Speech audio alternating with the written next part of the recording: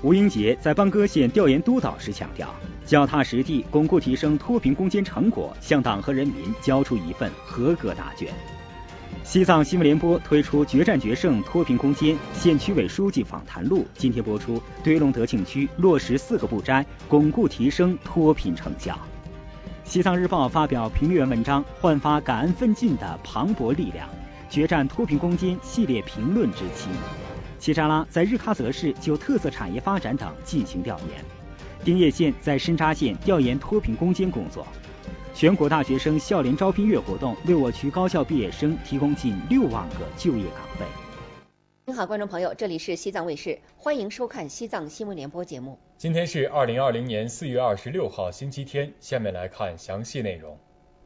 按照区党委下基层调研促整改月安排，今天自治区党委书记、自治区扶贫开发工作领导小组组长吴英杰来到扶贫联系点那曲市班戈县，就中央脱贫攻坚专项巡视回头看反馈问题整改、巩固提升脱贫攻坚成果、农牧区基层党组织建设等内容进行调研。他强调，要增强4个意识，坚定4个自信，做到2个维护。深入学习贯彻总书记关于脱贫攻坚、全面小康和治边稳藏的重要论述，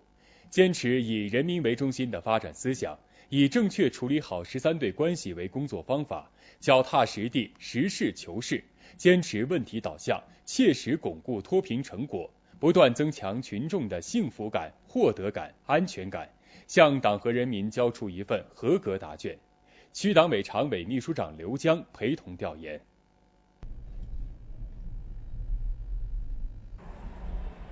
4月的藏北大地，冰雪未消，寒风凛冽。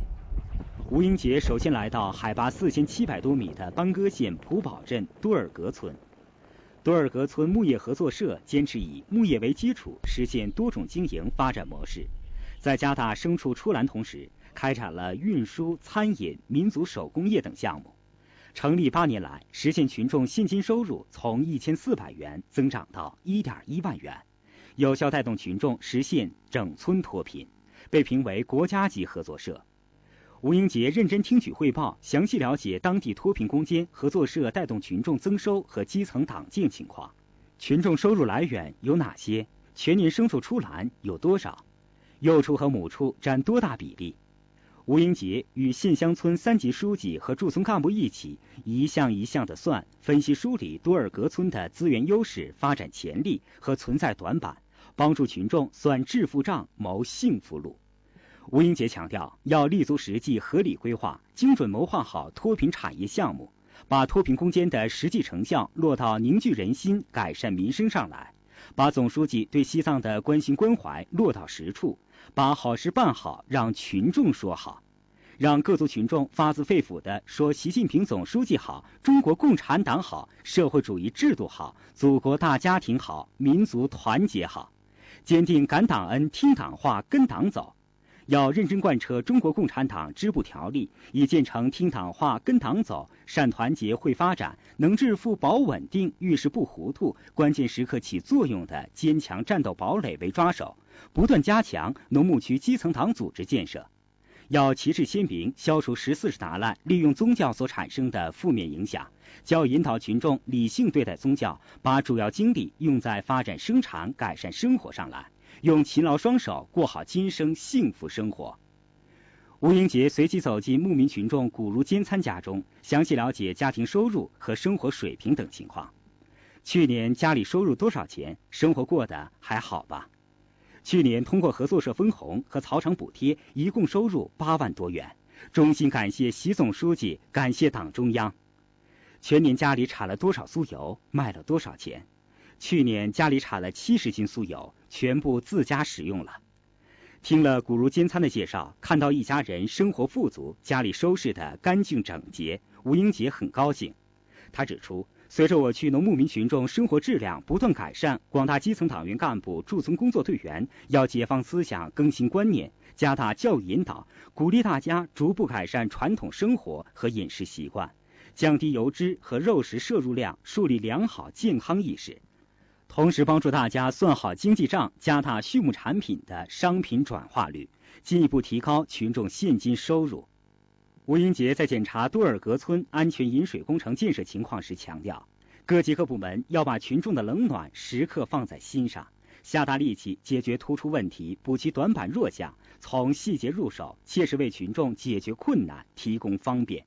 邦哥县北拉镇金凯光伏电站去年9月投运以来，累计发电6930万千瓦时，还为当地10余位建档立卡贫困户解决了就业岗位。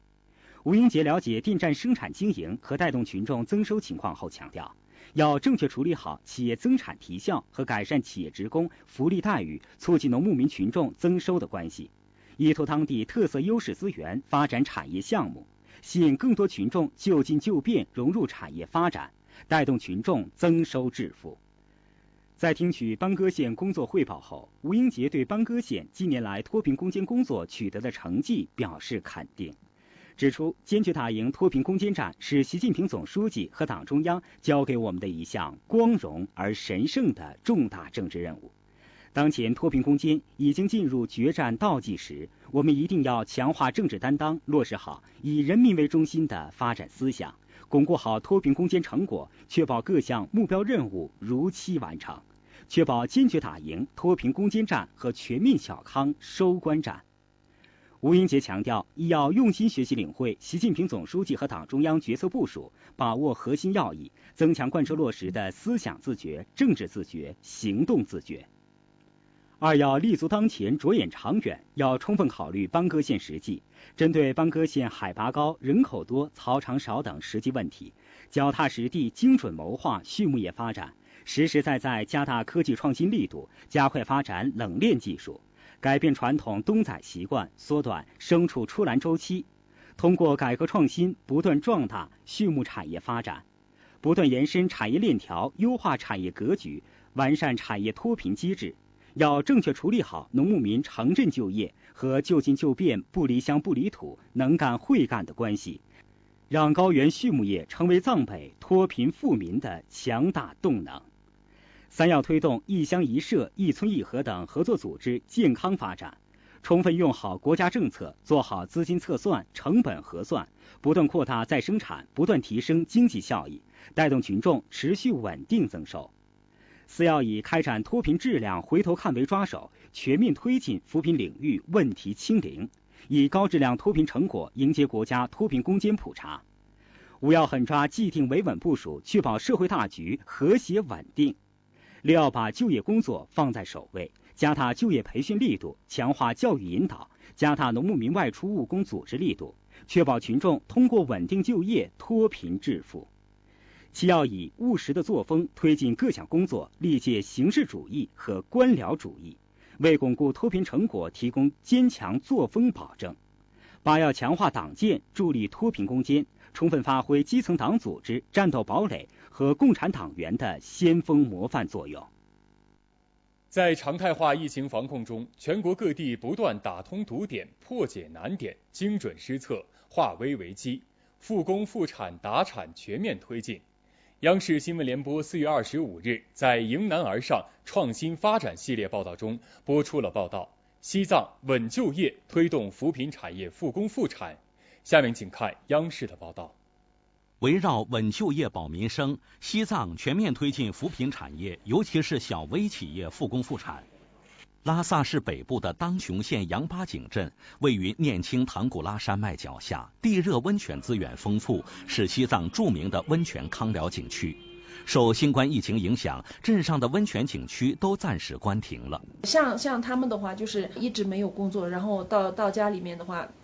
就是只能做一些简单的家务活，然后也没有以前的这个生活来源，这个还是有点急迫。瑟措拉姆和家人2017年异地搬迁到采渠塘村，当年底就到温泉康复景区上班，每个月可以拿到2500元的工资。景区不复工，家中的收入明显减少。保居民就业，保基本民生。为了解决当前外地游客难以抵达的实际困难，我们采取加大网上推荐力度。在当地政府的支持下，温泉景区复工了。瑟措拉姆回到工作岗位上。没有上班时候，家里待着时候不行，我在上班开心一点。由于本地游客来源单一，景区的经营依然困难。西藏出台税费减免、社保延期、金融扶持等方面的政策，帮助复工复产企业渡过难关。我们正在调整旅游业发展的战略，从过去以区外游客为主，转向区内游客，利用正在建设的拉萨1小时经济圈，挖掘旅游服务产业的内生动力。在脱贫攻坚战中，党中央确立实行了中央统筹、省负总责、市县抓落实的工作机制。为反映我区脱贫攻坚取得的成效，尤其是深入报道基层巩固脱贫成果的工作举措，今天起，西藏新闻联播推出决战决胜脱贫攻坚县区委书记访谈录。今天播出堆龙德庆区落实4个不摘，巩固提升脱贫成效。走进拉萨市堆龙德庆区异地扶贫搬迁点波马村，一幢幢别具特色的藏家院落映入眼帘。跟随堆龙德庆区委书记格桑平措走进异地扶贫搬迁户巴桑站堆家，只见彩电、冰箱、热水器、藏式家具一应俱全。说起搬迁后的生活和打算，巴桑站堆满脸笑容，打开了话匣子。看到当的一个都是个这个所在呢，看到不会呢，不认识老在这个的相应没到那说，而且呢，很多工作呢，真的不破些的呢，研究呢，看到所在来呢，用把话我老这个想念用过了，下学期没人了，也都差是新个有所在想念用过，他呢，他种也都也是没推呢，看到这里也是看到这里个人话的什么有所在。和巴桑站堆一家一样，如今的波马村异地扶贫搬迁点上，群众家家有收入，户户有活干，都在配套的产业园区里实现着小康梦。而波马村的发展只是堆龙德庆区扶贫工作的一个缩影。脱贫攻坚战打响以来，堆龙德庆区紧紧围绕中央6个精准、5个一批和自治区8个到位要求，抢抓撤县社区历史机遇，将扶贫开发工作作为政治任务、发展任务、民生任务，抓住产业和就业2个关键，不让贫困群众在全面建成小康社会进程中掉队。2018年底，堆龙德庆区1324户4430人建档立卡贫困人口全部实现脱贫，贫困发生率为0%。2019年建档立卡群众人均收入达到15061元，比2015年的1669.48元增加了近9倍。请您讲一下堆龙德庆区脱贫攻坚工作所取得的成效。2018年9月，我们顺利的实现了2不愁3保障的目标。当年呢，实现顺利的摘帽，通过了国家的验收。最重要的呢，我想有以下几点。第一呢，就是我们通过异地搬迁挪入穷窝840户3113人，通过异地扶贫搬迁的政策住上了新的房子，他们的生产生活、公共服务等各方面的条件得到了这个巨大的改善。第二个呢，就是通过实行以教脱贫，拔了穷根。第三个呢，推动产业发展，实施一业脱贫，建档立卡户，不仅通过产业得到有效的产业分红，同时呢，能够及时的就近、就变、就业。第四个呢，就是我们通过以住脱贫，兜了穷底，通过实施精准扶贫精准脱贫，各族群众这感党恩之心呢，得到了持续的深化，精神面貌焕然一新。脱贫摘帽不是终点，而是新生活、新奋斗的起点。堆龙德庆区将继续深入贯彻落实习近平总书记关于脱贫攻坚系列重要论述精神，坚持摘帽不摘责任、摘帽不摘政策、摘帽不摘帮扶、摘帽不摘监管，着力巩固提升脱贫攻坚成果。下一步将如何巩固？脱贫摘帽是一个阶段性的任务，但是巩固，这是我们检验脱贫成效的最重要的一环。通过支持双扶，进一步把脱贫的愿望和脱贫的能力的提升，就是除了口袋富起以外，我们还需要精神层面的东西，需要把贫困群众的脑袋富起来，持续抓好党建促决战决胜脱贫攻坚这项工作，持续的抓好产业的发展，奔着全面建成小康社会的，我相信我们能够打出一份脱贫攻坚的好卷子。今天出版的《西藏日报》发表评论员文章，焕发感恩奋进的磅礴力量，决战脱贫攻坚系列评论之7。文章说，有一种情怀是发自内心的感恩，有一种力量是砥砺前行的奋进。当前脱贫攻坚正处于决战决胜的冲刺阶段，我们更要全力以赴，只争朝夕，在感恩中奋进，在奋进中感恩，凝聚攻坚克难、干事创业的磅礴力量，坚决打赢脱贫攻坚收官战。文章说，感恩奋进的力量源自人民领袖的关心关怀。我们要把习近平总书记和党中央对西藏和各族干部群众的亲切关怀、殷切期望，转化为决战脱贫攻坚的强大力量，坚定不移地沿着总书记指引的方向奋力前行，用脱贫攻坚的工作实际诠释感恩之心，用担当作为的实际成效回报总书记的亲切关怀。感恩奋进的力量源自光辉思想的科学指引，脱贫攻坚越到最后关头，越要坚定自觉地深学笃用习近平新时代中国特色社会主义思想，牢牢扛起脱贫攻坚的重大政治责任，让党的创新理论始终指引前进道路，让光辉思想在我区巩固提升脱贫攻坚成果、全面建成小康社会中放射出更加灿烂的真理光芒。感恩奋进的力量源自社会主义祖国大家庭的无比温暖，我们要把党中央亲切关怀、全国人民无私支援与全区各族干部群众自力更生、艰苦奋斗紧密结合起来，坚定坚决地做到各项资源、各方力量向脱贫攻坚聚集，切实把短板补得再扎实一些，把基础打得再牢靠一些，确保如期与全国一道全面建成小康社会。感恩奋进的力量源自各族人民的切身感受。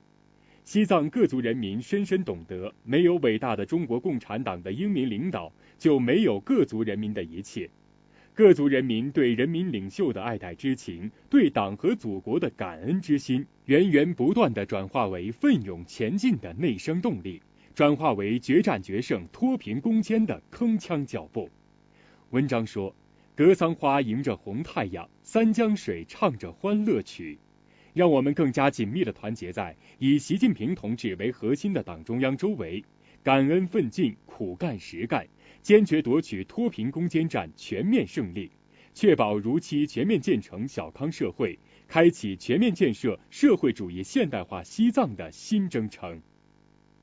日前，区党委副书记、自治区主席齐扎拉赴日喀则市定日萨嘎仲巴县就珠峰生态环境保护、中央脱贫攻坚专项巡视回头看反馈问题整改、特色产业发展等进行调研。自治区副主席贾热洛桑丹增张延清参加有关活动。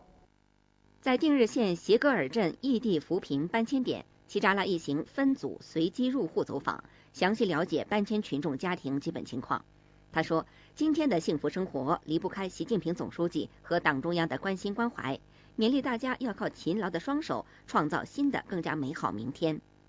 听取了有关工作汇报后，齐扎拉指出，要深入群众调查研究，求真务实，坚决把中央脱贫攻坚专项巡视回头看反馈问题整改到位，要加强组织领导，一把手亲自抓，提升组织程度，要因地制宜，完善规范经济合作组织，要发挥旅游带动作用，促进农牧民群众就近就变、能干会干融入产业发展，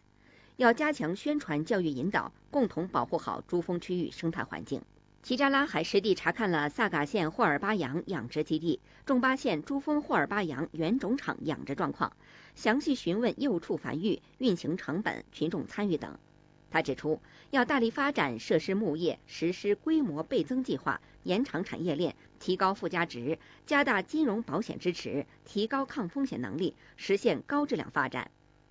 要充分发挥龙头企业和经济合作组织带动作用，并建立更加稳定的利益联结机制，提高群众产业发展的参与度和受益水平。在扎布耶盐湖，齐扎拉指出，西藏盐湖众多，锂资源丰富，蕴藏着巨大的经济潜力和发展空间，要科学论证，有序合理开发利用，进一步激发本地用工潜能，促进群众就业增收。齐扎拉还调研了边境疫情防控工作、里兹口岸建设以及仲巴县太阳能集中供暖项目。近日，区党委常务副书记、区政协党组书记丁业宪深入纳曲市申扎县调研脱贫攻坚工作情况。丁业宪来到熊梅镇申扎镇买巴乡，走进牧民群众家中，与大家促膝交谈，了解党的惠民政策落实情况。在买巴乡扎琼村，群众欧珠热情邀请丁业宪参观自家满满当当的储物间。他说，在各项政策帮扶下，我们有了稳定收入，仅去年人均纯收入就有11400多元。今天的幸福生活是习近平总书记和共产党给的，不是14世达赖给的。14世达赖不是我们信仰的对象，是我们批判的对象。调研中，丁业宪强调，各级各部门要进一步提高政治站位，深入学习贯彻习近平总书记在陕西考察时的重要讲话精神，把脱贫攻坚作为重要政治任务和第一民生工程，坚决夺取脱贫攻坚战全面胜利。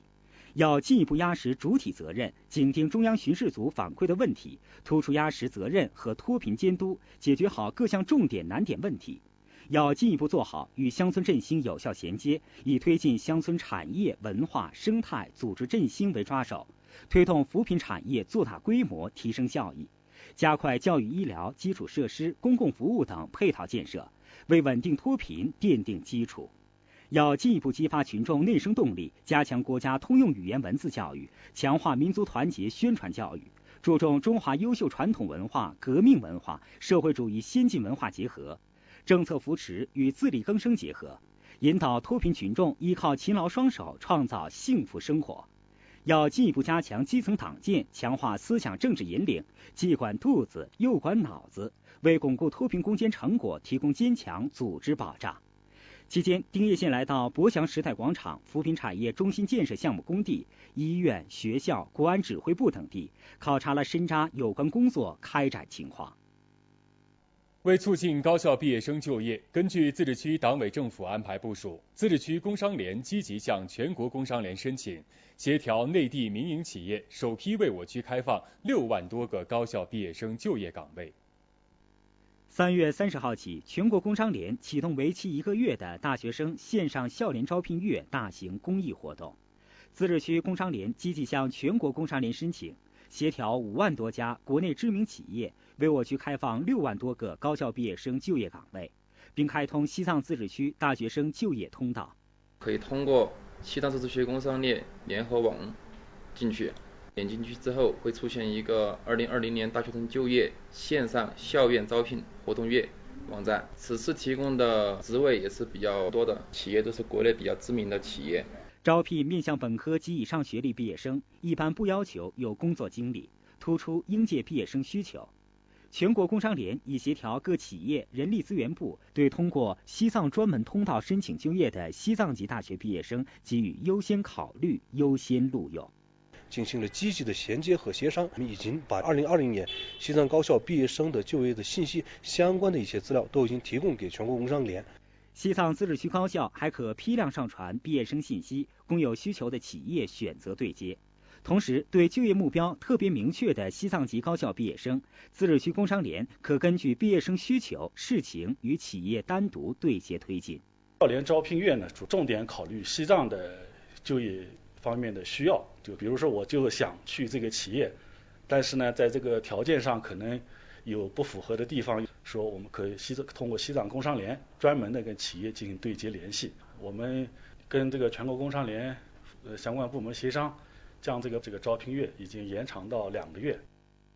近年来，华电西藏大股公司积极履行央企社会责任，通过项目建设积极吸纳当地群众务工就业，努力让农牧民群众通过参与项目建设实现增收致富。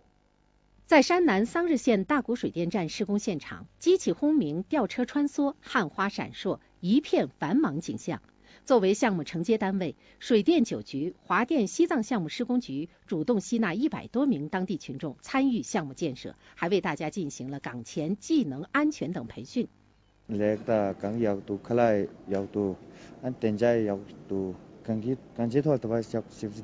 今年有109个当地的人在我们这复工，每天我们都要对这些工人进行这个班前的安全教育。华电大谷西藏分公司秉承央企担当，全力稳就业、保用工，通过大谷水电站项目建设，让周边群众走上了稳定致富的道路。我们积极履行中央企业社会责任，助力山南市打印脱贫攻坚战常年吸收300余名当地群众到项目务工，累计增收近5000万元。春风已拂柳，项目建设亦生机勃勃。随着大谷水电站项目的深入推进，项目服务地方经济、带动群众增收的作用也将越发凸显。目前电站已全面进入主体工程建设，累计完成投资58.6亿元，缴纳税金1.1亿元。现正按照明年建党100周年首台机组投产发电的目标，全力推进项目建设。4台机组全部投产后，每年为当地增加税收超过1亿元。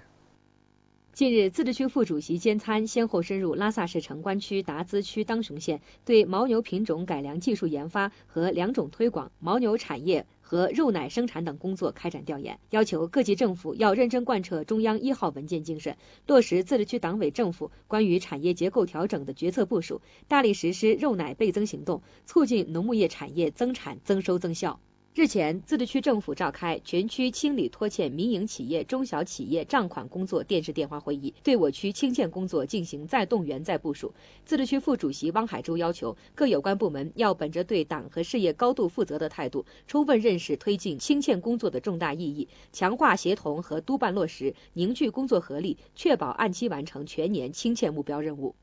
近日，自治区副主席石谋军赴山南市龙子县调研了脱贫攻坚、教育援藏、疫情防控等工作。调研组强调，要坚持问题导向，积极推进产业扶贫，着力解决2不愁3保障方面存在的突出问题。要加强教学管理和教师队伍建设，统筹做好疫情防控和当前重点工作。近日，自治区副主席孟小林率调研组赴那曲昌都林芝市调研科技和宗教事务管理工作。调研组强调，要突出从科技角度支撑草木业发展，要加快推动高新产业园区发展，要主动对接全程参与全时服务第2次青藏科考，要加强对社会流动僧尼的管理，强化寺庙管理长效机制建设。日前，自治区副主席姜白分别前往拉萨市区及曲水县和山南市森布日，实地调研造林绿化和营造林先造后补项目建设等情况。调研组要求要加强造林规划指导和科研论证，切实提高苗木成活率，要认真落实营造林先造后补项目管理办法，力争通过改革举措推进全区国土绿化工作。更多消息来看一组简讯。今年以来，昌都市积极推进招商引资工作。1至3月，昌都经济开发区通过线上线下共接洽考察投资企业45家，完成注册手续企业27家，注册资本2.12亿元，完成入户税收1.6亿元。截至3月底，全市已累计到位招商引资资金8.34亿元。从5月3号起，全国民航开始进入下航季运行。西藏航空有限公司将新开拉萨至果洛至西宁、拉萨至绵阳至厦门等18条航线。西藏航空本次下航季航线总共66条，其中高原航线40条，并计划恢复成都至兰州、成都至厦门、成都至长沙等航线。4月25号，林芝市平安交通百日会战暨减量控大专项行动启动，旨在除隐患、防事故、保安全、静秩序、保畅通，推动林芝市道路交通安全整治。现场还开展了交通安全宣传活动。近日，拉萨各机动车检测公司发布机动车检测服务收费调整的公告，决定将于5月6号起实行新的检测收费标准。此次价格调整，私家车年检价格较之前提高了20%多，营运性车辆的价格较之前提高了30%多。为扩大班线客运覆盖范围，近日朗县开通3条农村客运班线，并投入试运营。此次开通的农村客运班线共投放6辆中巴车，实现了全县6个乡镇农村客运班线全覆盖。日前，比如县举行新时代文明实践中心揭牌暨志愿服务队授旗仪式。新时代文明实践中心将围绕学习实践科学理论、宣传宣讲党的政策、培育践行主流价值、丰富活跃文化生活、持续深化移风易俗等内容展开工作。今天的西藏新闻联播节目就是这样，感谢您的收看，再见。再见。